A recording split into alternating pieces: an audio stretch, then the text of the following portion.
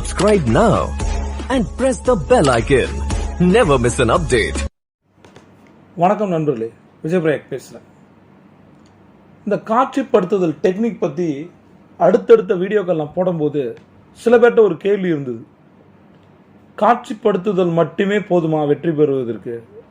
எதுவுமே இது மட்டும் போதும்னு எந்த ஒரு இன்கிரிடியன்ட்டும் இல்லை. சக்ஸஸ் ஃபேக்டருக்கு நிறைய ரீசன் இருக்குது, சக்ஸஸ்க்கு நிறைய காரணிகள் இருக்குது. அதில் ஒன்று தான் இந்த காட்சிப்படுத்துதல். காட்சிப்படுத்துதலால் என்ன நடக்குது, ஏன் இதை நம்ம பண்ணணும்? நம்மள நிறைய பேருக்கு கனவு இருக்குது, இல்லை ஒரு இலக்கு இருக்கா? அப்படி இல்லை அப்படின்னா நான் பேசுகிறத கேட்கும்போது ஒவ்வொரு முறையும் நான் சொல்கிறது ஒன்று தான். ஒரு நோட் பேடோ டைரியோ இல்லாமல் இதை கேட்காதீங்க. உங்களுக்கு ஒரு கனவோ இலக்கோ இல்லை அப்படின்னா இந்த வீடியோ அதுக்கு மேலே நகர்த்தாதீங்க. ஒரு நோட் எடுத்து எழுதுங்க. உங்களோட ட்ரீம் என்ன, உங்களோட இலக்குகள் என்ன, எனக்கு என்ன தேவை, எவ்வளோ நாளைக்குள்ளே தேவை, இதை எழுதுங்க. இதுக்கு பெருசாக நம்ம கோல் செட்டிங்னு பேர்லாம் கொடுக்க வேணாம். எனக்கு ஒரு ஆசை இருக்குது, எனக்கு இவ்வளோ நாளில் வேணும், ஒரு கார் வாங்கணும்னு நினைக்கிறேன், இவ்வளோ நாளைக்குள்ளே வேணும், எனக்கு கடன் இருக்குது, இந்த கடன் அடைக்கிறதுக்கு நான் என்ன பண்ணணும், அதை தெரிஞ்சுக்கணும்னா எத்தனை நாள் நான் கடன் அடைக்கணும், எப்படி அடைக்கணும், வீடு வாங்கணும், எவ்வளோ நாளைக்குள்ளே வாங்கணும், இது மாதிரி ஒரு டெட்லைன் போட்டு, டெட்லைன்றது ஒரு நெகட்டிவ் அப்படின்றதால டேட்லைன்ற வார்த்தையை நான் யூஸ் பண்ணுறேன். எந்த ஒரு செயலுக்கும் ஒரு டைம் டியூரேஷன் இருக்கணும். அப்படி இல்லை அப்படின்னா நம்மளோட இலக்குகள் கனவுகளாகவே போயிடும். ரைட், நமக்கு ஒரு ட்ரீம் வந்துருச்சு, அது ஒரு இலக்காக மாத்திரம், இலக்க டாஸ்காக மாத்திரம், டாஸ்கை 9 இன்கிரிடியண்டாக பிரிக்கிறோம். வாழ்க்கையில் வெற்றி வரும் அப்படின்னு சொல்கிறேன். அதில் ஒரு இன்கிரிடியன்ட் தான், ஒரு காரணி தான் இந்த காட்சிப்படுத்துதல். காட்சிப்படுத்தல்னா என்ன? நம்ம ஒரு கனவு யோசிக்க ஆரம்பித்தோம் இல்லை, 65% மனிதர்களுக்கு கனவுன்னு ஒன்று இல்லவே இல்லை. அவங்க வாழ்க்கையை ஓட்டுவாங்க.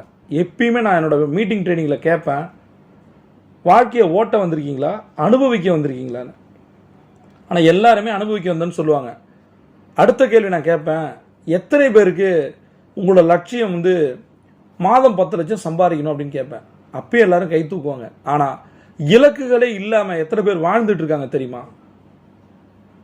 ஏன் ஒரு பேசிக்கான ஒரு விஷயத்த யோசித்து அதை செயல்படுத்தி நமக்கும் நம்ம தலைமுறைக்கும் ஒரு லெஜசியை கிரியேட் பண்ணிட்டு நம்ம போகக்கூடாது. இதற்கான முதல் மிக முக்கியமான டெக்னிக் தான் காட்சிப்படுத்துது. திடீர்னு ஒரு ட்ரீம் வந்துருச்சு, ஒரு இலக்கு வந்துருச்சு, ஒரு நாள் நான் ரொம்ப கான்ஃபிடென்ட்டாக இருக்கேன், அடுத்த நாள் ரொம்ப சாதாரணமாக ஆயிடுறேன். இந்த வாய்ஸை கேட்கும்போது, இந்த கண்டென்ட்டை கேட்கும்போது எனர்ஜி வருது. ஆனால் அதுக்கப்புறம் எனக்கு நிறைய கடன் இருக்குது, உங்களோட வார்த்தைகளை கேட்கும்போது நம்பிக்கை வருது. ஆனால் கடன்காரன் கால் பண்ண எல்லாமே உடஞ்சிருது. உடஞ்சி போகிறதுக்கு பேர் நம்பிக்கையே அல்ல, அது உண்மையான நம்பிக்கையும் அல்ல. சரியா? வாழ்க்கையில் யாருமே உங்களை டைலூட் பண்ண முடியாமல், டைவர்ட் பண்ண முடியாமல், ஒரு என்னைக்கு நீங்கள் அந்த அளவுக்கு எஜிலிட்டி மனிதராக மாறுறீங்களோ அதுதான் உண்மையான தன்னம்பிக்கை. உங்களுடைய தன்னம்பிக்கையை முன்னாடி இருக்க எவனும் குலைக்க முடியாது, குறைக்க முடியாது. அதற்கு பேர் தான் தன்னம்பிக்கை. எப்பயுமே குறையவே குறையாது. நீங்கள் உங்கள் தன்னம்பிக்கையினால் அறியப்படுங்கள், அவ்வளோதான். உங்களுடைய ஆற்றலினால், அறிவால், அனுபவத்தால் நீங்கள் ஒரு கிங்கு. அதுதான் சொல்கிறேன், சிங்கம் நீ அப்படின்ற. நாம் எல்லாரும் 24/7 நம்பிக்கையோடு தான் இருக்கணும். முன்னாடி இருக்கவங்களை பொறுத்தோ, ஒரு தருணத்தை சூழ்நிலையை பொறுத்தோ என்னோட தன்னம்பிக்கை மாறுதுன்னா அதுக்கு பேர் தன்னம்பிக்கையே இல்லையல்ல. அப்போ என்னோட தன்னம்பிக்கை என்ன உடம்புல இருக்குது, என்னோட செல்லில் இருக்குது, டிஎன்ஏல இருக்குது, எல்லாம் ஒவ்வொரு நுண்ணிய ஒவ்வொரு அணுவிலையும் இருக்குது.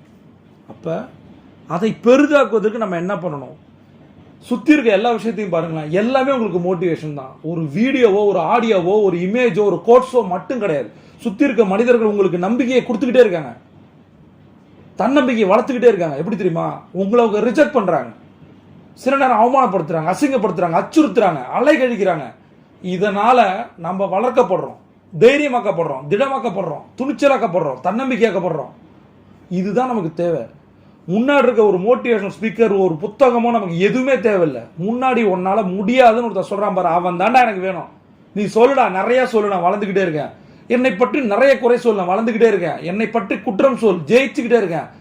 என்னை பற்றி நெகட்டிவ் பரப்பு, என்னுடைய புகழ் பரவட்டும், வெற்றி கொடியை நாட்டிக்கிட்டே இருப்பேன். ஏன்னா என்னோட தன்னம்பிக்கை எனக்குள்ள இருக்கு. அதை முன்னாடி இருக்க ஒருத்தனாலையும் காலி பண்ண முடியாது. அதுக்கு என்ன பண்ணணும்? நம்ம ஜெயிக்கணும் அப்படின்னு நினைச்சிட்டோம்னா அதை நம்ம விஷுவலைஸ் பண்ணணும். இந்த மாதிரி நெகட்டிவ்ஸ் வரதான் செய்யும். எந்த அளவுக்கு அதிக நெகட்டிவ் வருதோ அப்போ நம்ம நிறைய ஜெயிக்க ஆரம்பிச்சிட்டோம்னு நினைக்கிறோம்.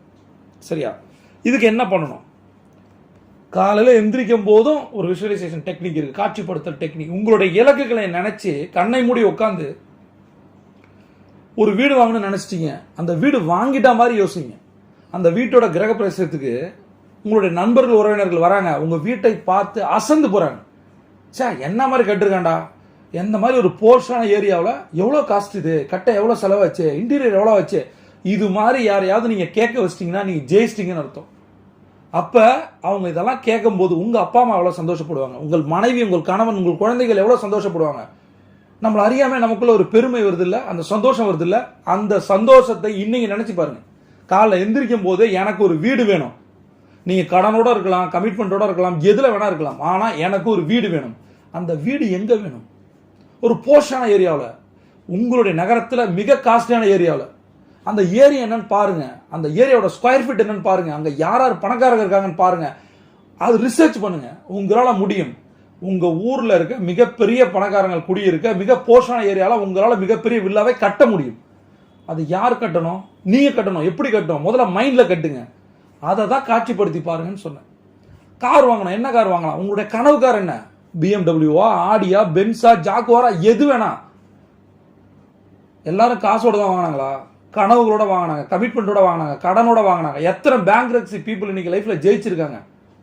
அது மாதிரி தான் நீங்களும் ஜெயிக்க போறீங்க. அதற்கு என்ன பண்ணணும்? அப்ப என்னுடைய கார் இதுதான்.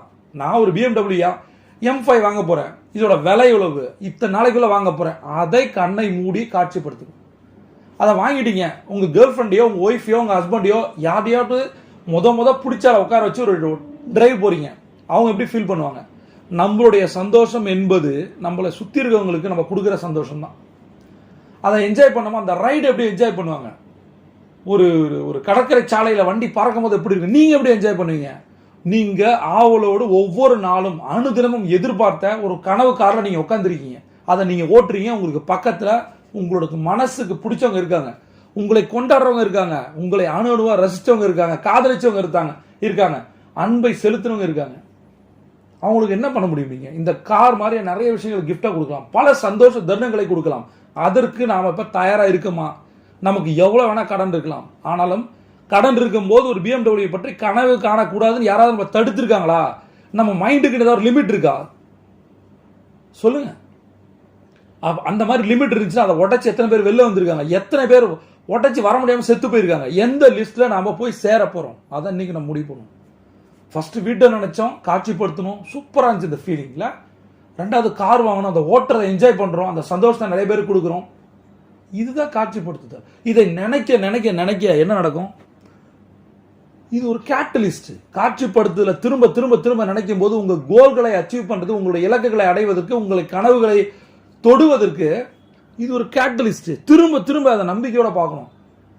அது எவ்வளோ பெரிய வீடாக இருந்தாலும், எவ்வளோ பெரிய காராக இருந்தாலும், எவ்வளோ காஸ்ட்லியான ஒரு ப்ராப்பர்ட்டியாக இருந்தாலும், எது வேணா இருக்கட்டும், நாம் நினைக்கணும், நடத்துவோம், வாங்குவோம். முன்னாடி இருக்கவங்க, திரும்ப சொல்கிறேன், நம்மளோட நம்பிக்கையை குலைக்கக்கூடாது, குறைக்கக்கூடாது.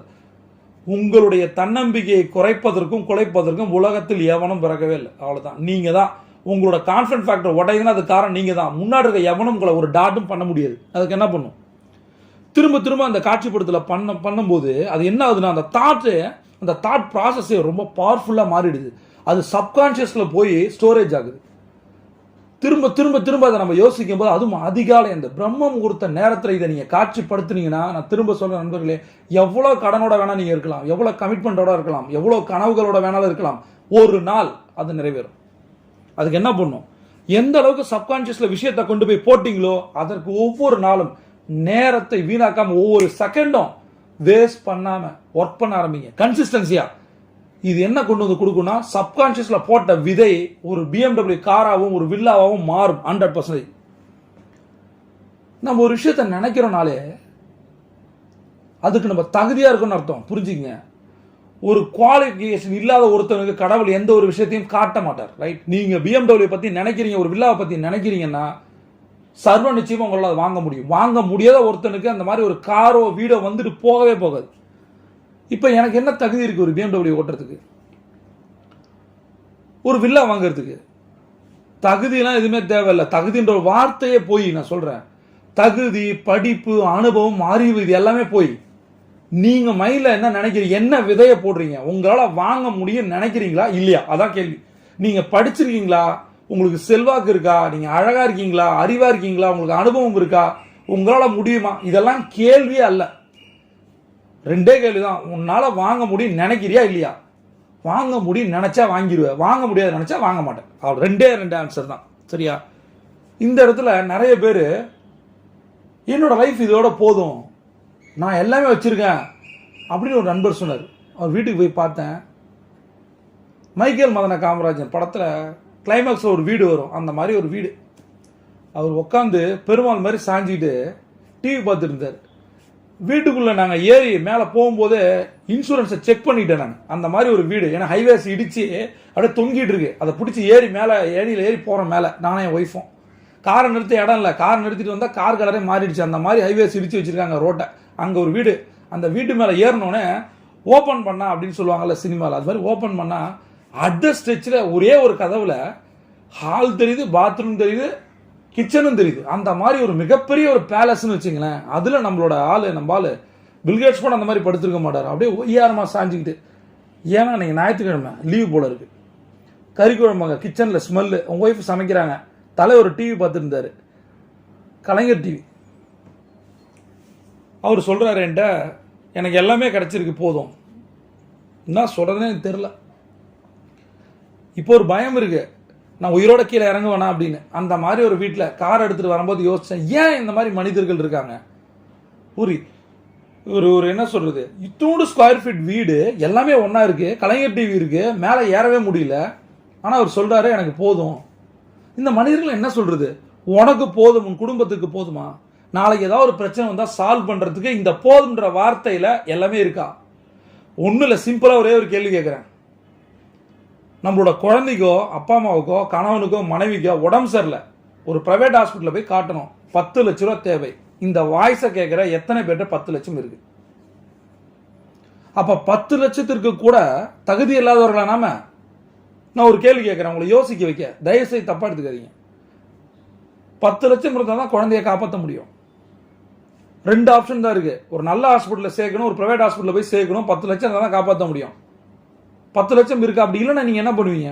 செகண்ட் ஆப்ஷன் ஏதாவது ஒன்று எடுப்பீங்க. ஒருவேளை அந்த குழந்தை உயிரோடு இருப்பதற்கு வாய்ப்பு இருக்கா? அப்போ அந்த குழந்தை இறந்தது அப்படின்னா அதற்கு காரணம் யாரு? நாம தானே. காசு இல்லாமல் நம்ம அந்த குழந்தைய கொண்டுட்டோம். ரோட்ல விளையாடுற குழந்தைய ஒரு கார்காரன் 150 கிலோமீட்டர் ஸ்பீட்ல வந்து அடிச்சு தூக்கிட்டு போனா அப்படி இருக்கும். அதற்கும் அப்பா அம்மாவாகிய நமக்கும் என்ன வித்தியாசம் இருக்கு? நம்ம குழந்தைய நம்மளே பெத்து வளர்த்து கொள்வதற்கு பேர் என்ன? இதான் பேரண்டிங்கா? அப்ப ஒரு குழந்தை அப்படின்னா 2வது குழந்தைக்கு யாருக்கு வேணா எது வேணா நடக்கும். இதை தான் கொரோனா காலங்கள் சொல்லுது. வேவ் 1 போச்சு, வேவ் 2 போயிடுச்சு, இப்போ வேவ் 3 வருது. வேவ் 2ல அதிக பலி வாங்குச்சு நம்மள. நிறைய பேர் நம்மளோட சொந்தக்காரங்க, ஃப்ரெண்ட்ஸ் இறந்துருக்காங்க. இதை கேட்குற ஒவ்வொருத்தருக்கும் ஒரு தனிப்பட்ட முறையில் ஒரு இழப்பு இருந்தே தீரும். அந்த இழப்பு நம்ம குடும்பத்துக்கு வரக்கூடாதுன்னா நாம இன்னைக்கு என்ன பண்ணியிருக்கோம்? எவ்வளோ டைம் வேஸ்ட் பண்றோம், எவ்வளோ லேசியா இருக்கும், எவ்வளோ தள்ளி போடுறோம், எவ்வளோ புறம் பேசுறோம், நெகட்டிவ் பேசுறோம், காசிப் கிரியேட் பண்றோம், அடுத்தவனை யோசிக்கிறோம். மற்றவன் என்ன யோசிச்சிருவோம், நம்மளை பத்தி யோசிக்காம அடுத்தவனை யோசிக்கிறோம். எவனும் நம்மளை பத்தி யோசிப்பதற்கு டைமே இல்லை. அவனுக்கு 1000 பிரச்சனை இருக்கு. நம்மளை பத்தி யோசிப்பதற்கு யார் இருக்கா? யாரோ ஒரு எக்ஸ்பெக்டை நினைச்சு நம்ம வாழ்க்கையை சரியா வாழாம விட்டுறோமா? நாம என்ன பண்ண போறோம்? சரி, 10 லட்சம் சம்பாதிக்க நம்ம என்ன பண்ண போறோம்? நம்மளோட பிசினஸ் நம்ம சரியா பண்றோமா? எவ்வளவு கனவுகளோட பிசினஸ் ஆரம்பிச்சோம், அதை சரியா பண்ணிட்டு இருக்கோமா? வேலைக்கு போறோம், வேலைக்கு போகும்போது அந்த இன்டர்வியூல எப்படி உட்காந்துருந்தோம், இந்த வேலை கிடைச்சா லைஃப் எப்படி இருக்கும்னு நினைச்சோம், வேலை கிடைச்சிருச்சு, அந்த வேலையை சரியா செய்யறோமா? அதுல நிறைய ப்ரமோஷன் வாங்கியிருக்கோமா, அச்சீவ் பண்ணிருக்கோமா, என்ன ரெகக்னேஷன், எத்தனை அவார்ட்ஸ், நம்ம என்ன அச்சீவ் பண்ணியிருக்கோம்? ஸ்கூல் படிக்கும்போது என்ன சாதிச்சிருக்கோம், காலேஜ் படிக்கும்போது என்ன சாதிச்சிருக்கோம், வேலைக்கு போகும்போது என்ன சாதிச்சிருக்கோம், பிசினஸ் பண்ணும்போது என்ன சாதிச்சிருக்கோம்? இது வரைக்கும் எதுவுமே நீங்க சாதிக்கலன்னு நினைச்சீங்கன்னா இந்த நாள் சாதிப்பதற்கான ஒரு அட்டகாசமான நாள். நேரத்தை வீணாக்கும் போது வாழ்க்கையை வீணாக்கும். திரும்ப சொல்றேன், காட்சிப்படுத்தல் திரும்ப திரும்ப பண்ணணும். எப்ப பண்ணணும்? காலையில ஒரு தடவை பண்ணணும், நைட்டு தூங்கும் போது ஒரு தடவை பண்ணணும். திரும்ப சொல்றேன், ஒரு ப்ராப்பர்ட்டியை நீங்க வாங்கணும்னு நினைச்சிட்டீங்க, ஒரு காரோ ஒரு வீடோ எதுவோ, நீங்க முடிவு பண்ணுங்க. இன்னைக்கு முடிவு பண்ணுங்க. நீங்கள் என்ன மாதிரியான சூழ்நிலை வேணாலும் இருக்கலாம், கடனோட இருக்கலாம், நாளைக்கே சூசைட் பண்ணிக்கிற நிலைமையில கூட இருக்கலாம். ஆனா இன்னைக்கு நம்புங்க, உங்களால் கடன் அடைக்க முடியும். நீங்க நினைச்ச காரையும் வீடையும் வாங்க முடியும். அதற்கு தடைக்கல்லாக நாம இருக்கக்கூடாது. அதற்கு என்ன பண்ணணும்? அதிகாலை எந்திரிக்கணும். ஒரே ஒரு சிம்பிள் ட்ரிக் தான் சொல்றேன். கோல்டன் அவர் ஒரு ஸ்ட்ராட்டஜி இருக்கு, அந்த லிங்க் இருக்கு, அதை கிளிக் பண்ணி அதுல இருக்க விஷயத்தை செஞ்சு 90 நாள் பாருங்க, உங்க லைஃப் எவ்வளவு மாறுதுன்னு. இந்த பிரபஞ்சம் கொட்டித்தர காத்திருக்கு. நீங்க ஒரு champion. See you on top. Subscribe now and press the bell icon. Never miss an update.